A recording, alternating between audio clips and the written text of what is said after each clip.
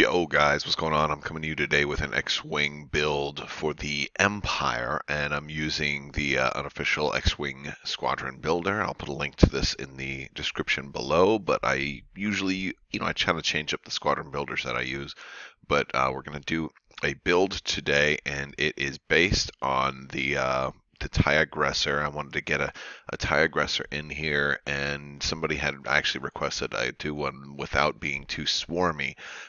So I'm kind of going on the middle of the road. I'm going to go with 4 ships for this build, and we're starting with Double Edge as our aggressor. Now, I am not actually going to run a TLT because, running twin laser turrets doesn't really take a whole lot of list building expertise. You can just run a couple of Sinar specialists with TLTs and you're done.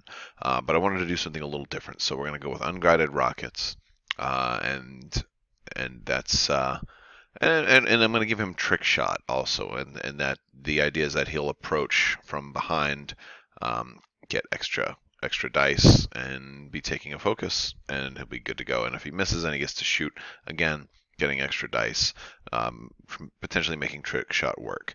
He's not a very heavy build here, but I'm going to fit 4 ships into this list, and they're all going to be medium, moderately upgraded, nobody super heavy.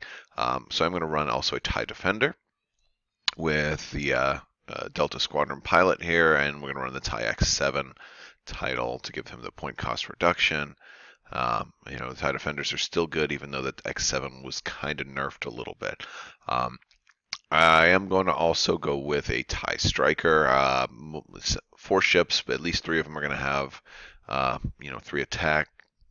Well, potentially 3 attack. Double Edge only has 2, but he's shooting the Unguided Rockets, so he can have at least 3 attack, potentially 5 attack if he, misses the first 3 dice and then gets to shoot again. But let's put a striker in here. We're going to go with pure Crabbok, and I'm going to give him push the limit and the adaptive ailerons. And I really like push the limit with ailerons because it allows you to kind of control your movement a little more. So with adaptive ailerons, because it's before you reveal your dial, if you're not stressed, you execute the maneuver. So if you find yourself in a position where you're going to want to slow down a little bit, like as you get closer into the approach, or maybe you're behind somebody, feel free to push the limit, and then you can take a stress, not have to use ailerons, and then you can do your green forward or whatever, and take it a little bit slower, and then keep pushing the limit if you want to. Plus, if he's this way also allows you to evade and focus, so you don't have to get too many damage cards. So you can keep rolling the 4 dice for a while. I really like pure Crabbok for that, for the 4 dice. And then since we can have at least one high pilot skill, we'll go with the Omega Leader. Omega Leader is pretty much amazing. We're going to give him Juke and Comm Relay. So let's find Juke. There it is, Juke, and then Comm Relay. And that's going to max us out at 100 points.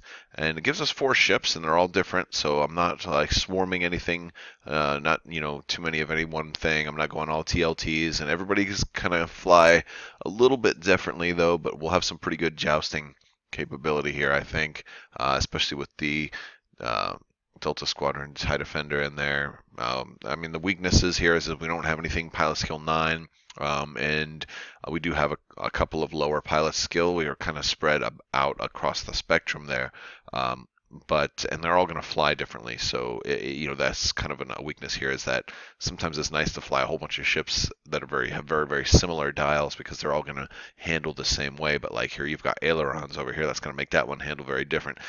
Defenders definitely fly, pretty much in straight lines, and so you're going to have some different techniques to making a list like this work. But I think this would be a fun list to fly. You're going to get 4 ships, which is good, although they're not necessarily the tankiest ships.